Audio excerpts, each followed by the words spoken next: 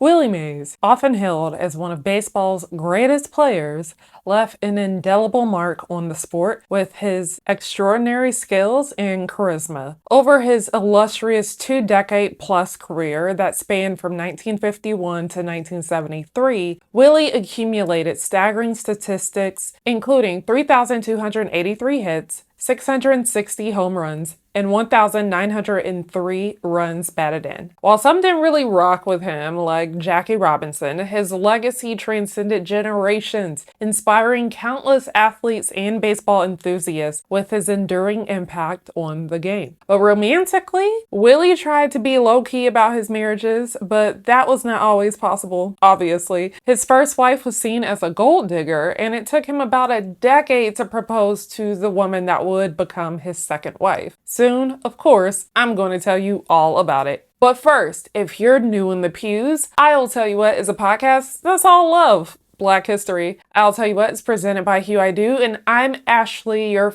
favorite raconteuse that tells you these love stories every single Monday, so don't forget to subscribe on the Tube of You or wherever you get your podcasts. Join us on Patreon for more love and more Black history, and remember to follow us everywhere on social, including Instagram, TikTok, Facebook, Twitter, etc. If you enjoyed the show, please leave a token of your gratitude at buymeacoffee.com/I'll tell. And again, of course, you can always join us on Patreon. So with all that being said, you've been cordially invited to the third episode within our Booze and Baseball series, The Love Stories of Willie Mays.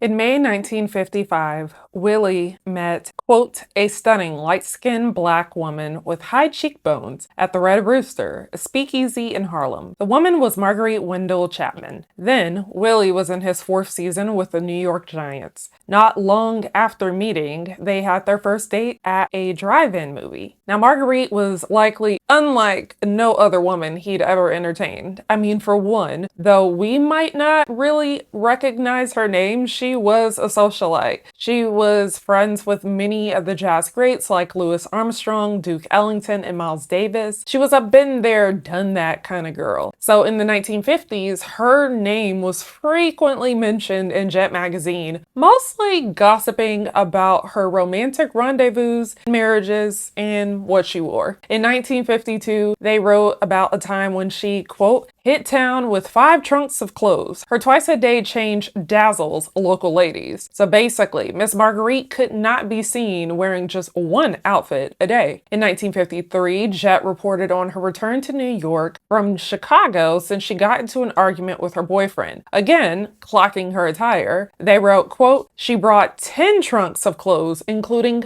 5 minks. A true stunt queen she was. In 1954, they detailed her marriage to a, quote, wealthy Detroit doctor, Roland Chapman, that gave her a 5-carat diamond engagement ring and wedding band set. And in 1955, they reported that she started dating Willie and that, quote, she even has the keys to his big car. Her 2 marriages basically occurred within a decade, overlapping in the 40s and 50s. Her first was to an R&B singer named Bill Kinney. She got pregnant, and because Bill thought that he was the father of the child, they got married. Now, according to the biography Willie Mays, The Life, the Legend by James S. Hirsch, quote, Kinney, however, later concluded that he was not the father, and the couple divorced in 1949. Now, about 5 years later, Marguerite married Roland Chapman after 9 months of dating, but they divorced in under a year.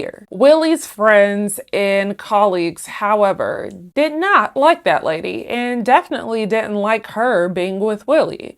She was an alleged man-eater that was older than him. Also, though she was enjoying her time with Willie, she wasn't exclusively dating him. Quote, she told him, Willie, you don't have any rings on my fingers, so I can date whoever I want to. I know that's right. So naturally, this made him consider marriage to her, of course. So as Willie contemplated becoming more serious with Marguerite, this made his friends be more vocal about their thoughts about her. A scout for the Giants and Willie's pseudo-guardian, Frank Forbes, shared his concerns with Willie. Quote, he wasn't the only one who believed that Marguerite was, quote, interested in his money, but he was the most adamant. This damaged Willie's relationship with Frank as he felt so dedicated and strongly about Marguerite. So on Valentine's Day of 1956, Willie and Marguerite got married. Now, Willie didn't propose because he didn't believe in proposing,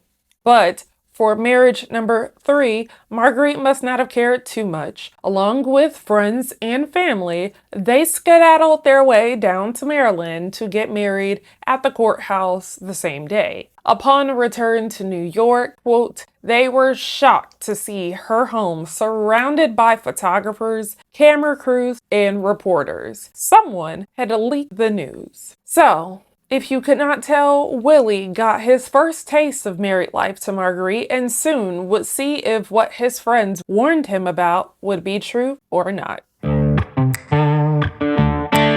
At the very young age of 24, Willie Mays was a married man. His wife, Marguerite, was either 26 or 30-something. No one really knows. He would learn how married life would come with its own set of difficulties. Shortly after getting married, he wasn't playing how he used to, so some attributed that to him becoming somebody's husband. Apparently, the media was not too happy about Willie's marriage, and I suppose that's because they saw him as this idyllic boy man, like the guy next door. So, marriage? No. That's growing him up in our eyes too quickly. And, but performance-wise, his A game would return later, and so at least those worries went away. Another frustration came after the Giants moved to San Francisco. In 1958, after searching for a house in their new city, Willie and Marguerite found a house they really liked. Willie put an offer on the house and then heard nothing. Then the house was taken off the market without a word. As Dr. Umar once said, you don't find that suspicious? You don't find that suspicious? So, back to house hunting they went. They finally came across, quote, a new 2-story home at 175 Mariloma Drive. The home was described as a, quote, brick and redwood house with, quote, 3 bedrooms, a den, and a 2-car garage. Looking outside the window, you could see the Pacific Ocean. The home was listed at $37,500, which today would be over $400,000. Both Willie and Marguerite loved it, so Willie put in a cash offer. Now, most sellers would be eager to get a buyer that wants to pay in cash. But Willie and Marguerite heard nothing. Quote, neither the builder nor his broker returned their calls. So what happened is that the builder didn't actually mind selling the house to Willie, who at the time, I believe, had a batting average of 312, over 300 home runs, and was just recently the league MVP. But the people from the neighborhood simply did not want Black people moving in, no matter who they were. The fear was that they would move in and then property values would decline and more Black people would start to move in. And then there goes the neighborhood. The builder feared for his life and his family's, but also his career if he allowed Willie to buy this house. The builder's broker forbade the sale of homes to Blacks, so even if he had approved it, it would have been blocked ultimately. The director of the Council of Civil Unity of San Francisco, Edward Howden, got involved after Willie wasn't able to purchase the first house. So now, with a pattern clearly being established, he wanted to find a solution without this becoming a national story. Because if you could not tell, one of baseball's largest stars not being able to buy a house wherever he wants in the city in which his team recently moved to would be a PR nightmare. And also, can you imagine if the world found out that some San Franciscans were actually intolerant? What that would do to the city from an economic standpoint could be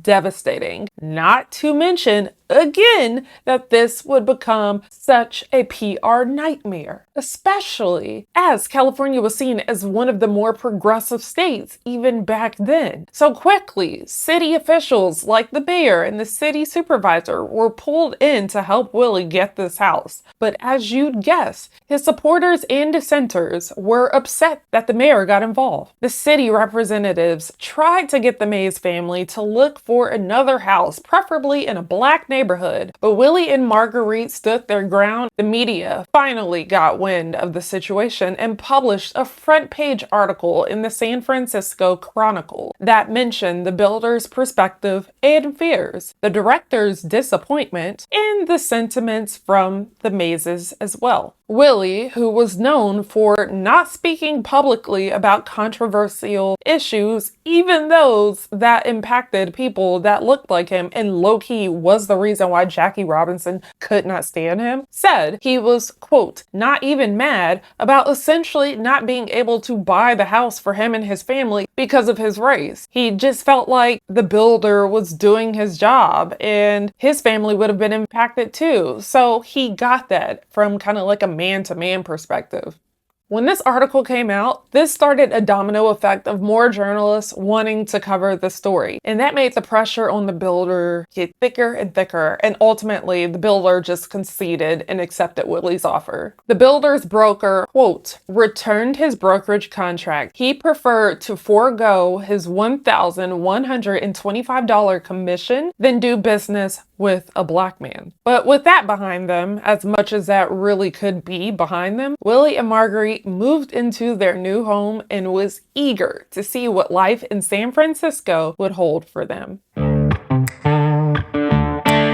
Not long after getting settled in San Francisco did the rumors around Willie and Marguerite begin. Based off her past and their recent appearances together, their relationship didn't seem to be copacetic. It got to the point where their lawyer issued a statement trying to ensure that the couple was not heading towards divorce. But y'all, when the statement comes out, y'all already know what that means.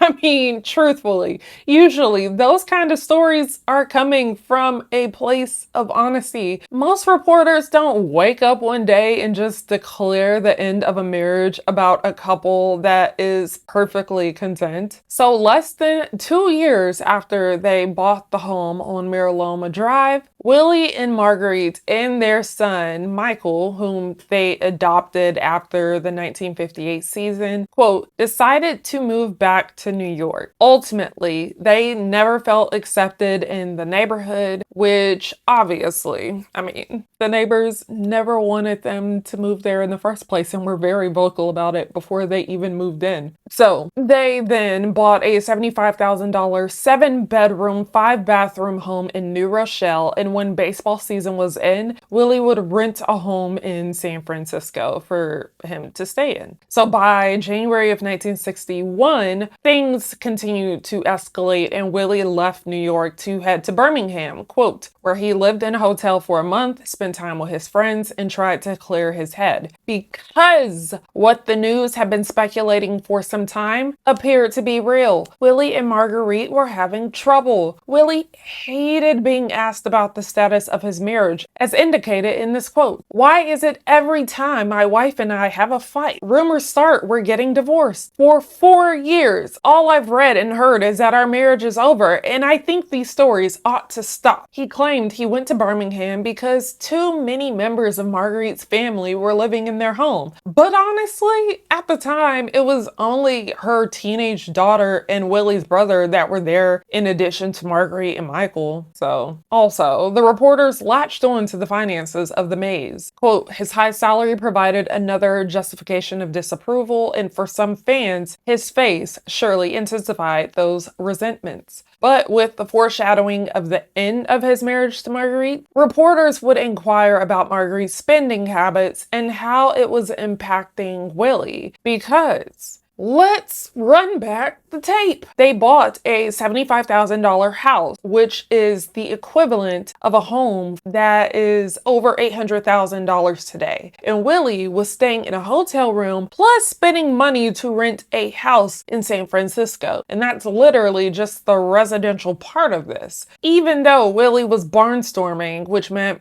basically playing in rural communities during the off season and making about $4,000+ a week. His expenses were at capacity. He even clocked that when discussing their home in New York, quote, "It's $150 a month just to get the grass cut on an acre and a half. 15 rooms and 7 bedrooms for 5 people is too much." Marguerite must have felt the same, or at least saw where all of this was headed, because in July of 1961, she filed for separation. Quote, "The separation would not come cheap, though." Quote, "She asked for $3,500 a month to support herself and their son, plus $15,000 for lawyers' fees, $3,000 for the cost of the suit and accounting expenses, and all community property. She also wanted sole custody of Michael and a restraining order on the Giants, paying Willie his salary. She claimed to be this loving, caring wife that tried to talk to her husband, but he was, quote, indifferent, hostile, and arrogant. But despite that, she didn't want to divorce him, though, because it, quote, was against her Catholic principles. The news would quickly turn from Marguerite claiming to be a victim to the assumption that many had of her all along. She was money hungry. Sis might not have had a shovel, but she was definitely not beating those gold digging allegations. Willie's lawyer said in court, quote, "Marguerite spends his money as fast as he earns it. She orders things like $400 shoes and $8,000 mink coats." As Hirsch wrote in the biography, quote, "How Mays could be broke on $100,000 a year was probably more newsworthy and embarrassing than the fracturing of his marriage." So though Willie, quote, declined to return the attack or even defend himself because, quote, she might want to get married in the future, and essentially he didn't want to air her business out like that, especially because she was the mother of their child, he did decide that he wanted to be done with this marriage. So then Marguerite decided to withdraw the separation and, quote, instead hoped to work something out with Willie. But then a few months later, she filed for a Mexican divorce, which, for those that don't know, back in the day, when celebrities wanted to get out of marriages really, really quickly, they would skedaddle down to Mexico to do so. Now, the legitimacy of those divorces, sometimes they were, sometimes they weren't. But by May 1962, they were officially divorced, and these were the terms. Quote, "Under the agreement, Willie and Marguerite would sell the house in New Rochelle to pay off debt. Willie would pay Marguerite $15,000 a year, which was $10,000 in alimony and $5,000 in child support. That figure was later reduced to $10,000 total when the judge gave Willie more time with Michael. Willie absorbed other related costs, including more than $6,000 in fees and expenses for Marguerite's lawyer and $950 for her financial counsel. Willie also had to pay for Marguerite's private investigator that she used to follow him. Most men that get divorced in a way like Willie did would be scarred and very dismissive about the idea of marriage in the future. But not Willie. He wanted to get married again. And you know what? Eventually, he would. So, do you know how Willie Mays met his second wife? In 1960, May Louise Allen, a sociology graduate from the University of Pittsburgh, went to Atlantic City with 2 homegirls. There, she met a guy that played basketball for the Philadelphia Warriors, a man named Wilt Chamberlain. May and Wilt became friends, good friends, and kept in touch in the years afterwards. So when 1961 rolled around, and Willie, who was in the middle of his separation to Marguerite, went to Wilt's club in Harlem, he asked Wilt if he knew any girls. Now, asking Wilt Chamberlain if he knew any girl is like asking a librarian, do you know any books? It's like asking a musician, do you know any notes? It's like asking a plumber, do you know any pipes? And Wilt Chamberlain knew pipes.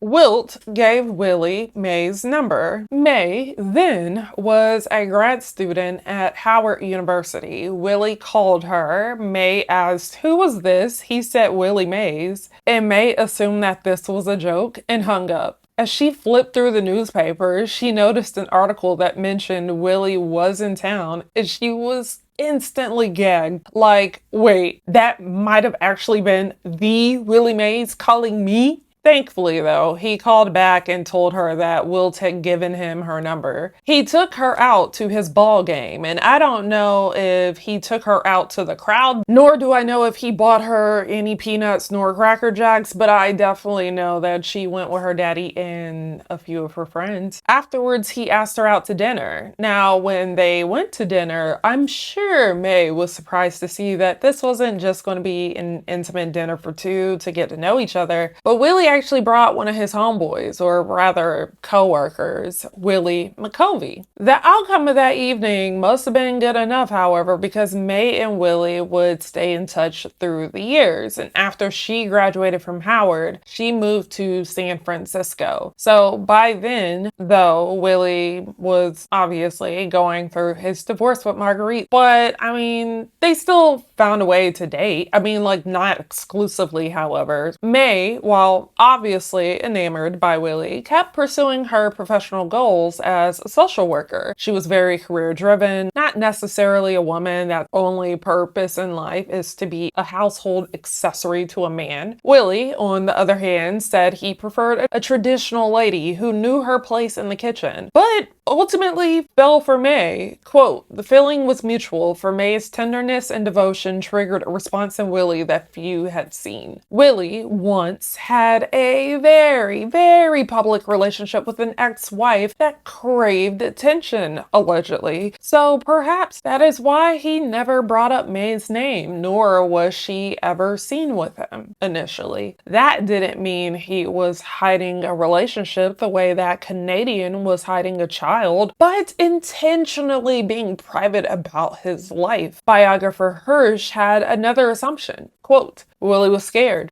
to possibly go public with the relationship, and it failed again. And then that would be another thing he would have to deal with publicly. If you couldn't tell, Willie hated controversy. Stop putting him in these situations he has to talk about." But I mean, honestly, it could have also been that Willie was afraid of the prospect of marriage again, though he was open to it. Though May was obviously not Marguerite, who knows what could happen in the future.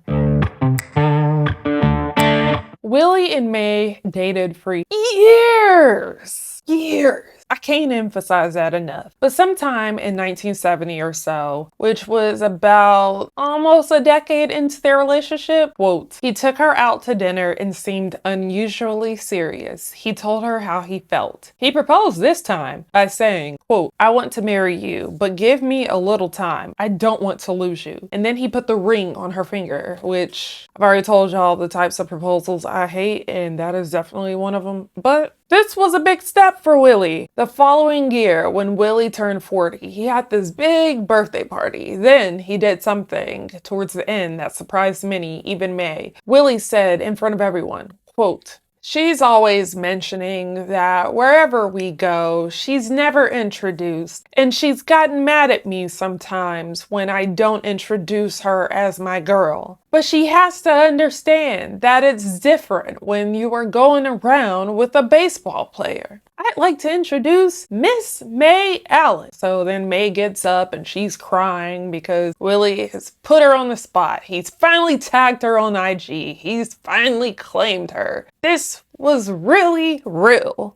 But all this was Willie thawing to the idea of being married to May and the world knowing about her. So in November 1971, Willie was ready. May called her bestie and was like, "Hey, can you come with us to Mexico tomorrow?" And the bestie was like, "Why?" Because tomorrow was actually Thanksgiving. But you know what? Willie wanted to get married. Willie had planned a hashtag sponsored group trip with 7 of their closest friends to Mexico to marry May, because honestly, I think if he would have sat on it too long, he probably wouldn't have ever gotten married. So he used his influence to get free tickets and a luxury hotel stay with American Airlines, because he also managed to get this entire impromptu destination wedding covered by Ebony magazine and got American Airlines a big old ad in the magazine. Now, you do realize that May didn't have a wedding dress, right? So she bought, quote, a white lace wedding dress with white gloves and a veil once they arrived to Mexico City. That wasn't the only thing that went awry then, which I tell y'all all the time, that stuff goes wrong on or around your wedding day, and there's nothing you could do. So the other hiccups that they endured were that they needed to submit a photo of themselves to the judge in order for the marriage to be legit and for him to go through with it. However, when they got to the photography studio, the photographer's camera broke.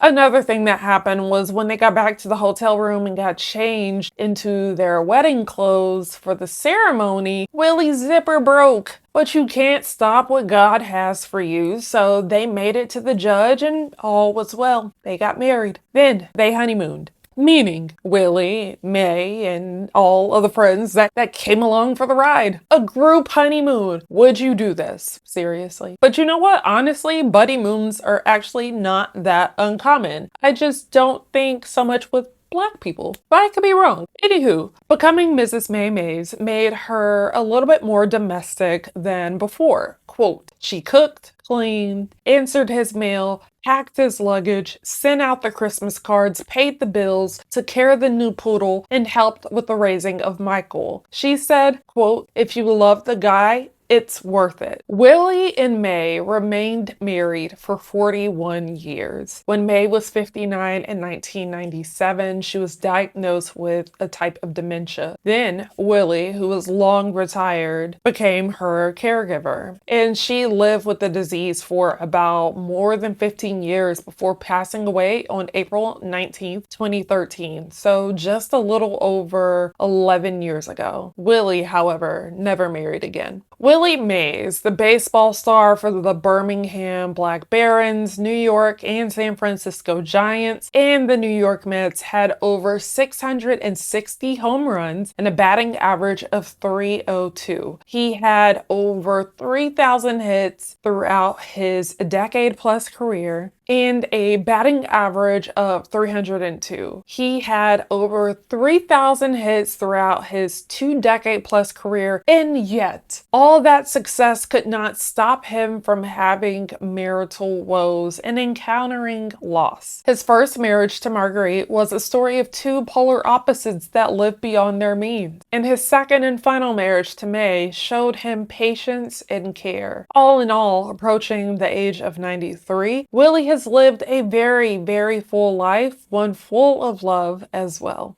And that, Owl Runners, concludes the love story of Willie Mays. As you could tell, Willie was a very fascinating man, so if you want to learn more about him, I would highly encourage you read the biography Willie Mays, The Life, the Legend by James S. Hirsch. The link to that book, plus the others I used in my research for this week, will be found on I'llTellYouWhat.com.